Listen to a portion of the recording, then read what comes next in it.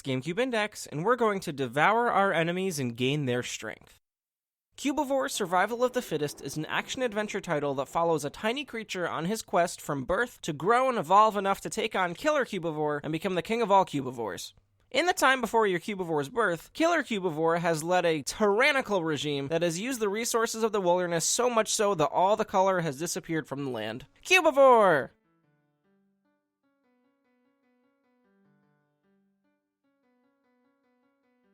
Your first instinct is to find food, which comes to you in the form of a small bug, and as you eat those and grow, you start to eat smaller creatures, working your way up the food chain. With every new creature that you consume, you gain an attribute into yourself, visually shown as changes in your legs. Cubivore started life as a Nintendo 64 DD title, and development was quickly moved to the GameCube. The title's developer, Saru Brunane, was led by Gento Matsumoto, who was Shigeru Miyamoto's right-hand man for 15 years. For this title, Saru Brunane co-developed with Intelligent Systems, the studio most famously responsible for the Fire Emblem series. Gameplay in Cubivore is slow and simple. You hobble around the level searching for sustenance. It just so happens that your sustenance comes in the form of the limbs of other animals. Combat is relatively straightforward. Lock on with the L button and attack with the A button. Whittle their hit points down to 0 and you are then free to literally rip their limbs off and devour them as you hop around their cold, lifeless corpse. The concept may be morbid, and the art inside the manual may appear intense, but the graphical style of Cubivore does not express any sort of dark themes. When Cubivore was brought over to the GameCube, it did not receive a graphical overhaul, and the title still very much looks like a Nintendo 64 game. Everything is painfully cubical, which is part of the gimmick, and I get it. But this graphical style, combined with graphics that were built for the Nintendo 64 system, results in a very rough-looking GameCube title.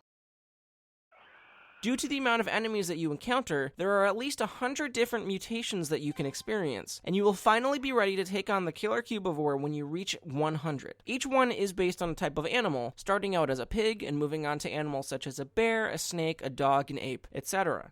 Another important mechanic is mating. After completing each level, you are given an option to literally enter a tunnel of love, where your character will be able to mate with a female Cubivore, resulting in a new mutation as an offspring of your Cubivore. This makes for a comical moment when you return to the level as you start out minuscule again, resting next to the dead body of your previous Cubivore. Cubivore was released in Japan as Dobutsu Bansho, or Animal Leader, and received mixed reviews. Sales were less than expected, so Nintendo opted to discontinue plans for an international release, and that was seemingly that. However, 6 months after release in Japan, Atlus, the developer behind the Shin Megami Tensei series, announced plans to localize the title as Cubivore and bring it to the US market. With a developer such as Intelligent Systems in the mix, expectations for Cubivore were very high, but a clunky control scheme and a terrible camera helped hammer home the fact that this title unfortunately missed the mark. It has since gone on to become an expensive game to find, which is why this video and the first draft of the entry on GCNdex.com only include footage and scans from the Japanese version of Dobutsu Bansho, as that was much easier for me to afford than a complete copy of the US version. When I am able to acquire a copy, the website will be updated with that content. That is it for this week's episode of GameCube Index. If you enjoy the videos every week, consider backing us on Patreon. Even $1 a month will do a lot to support the project and help improve the experience. It's entirely up to you. Either way, please continue to show your support by subscribing, sharing, following along on Twitter at GCNdex and at GCNdex.com. Thank you so much for watching. Tune in next time when we try not to complain about Derek Jeter too much in All-Star Baseball 2003.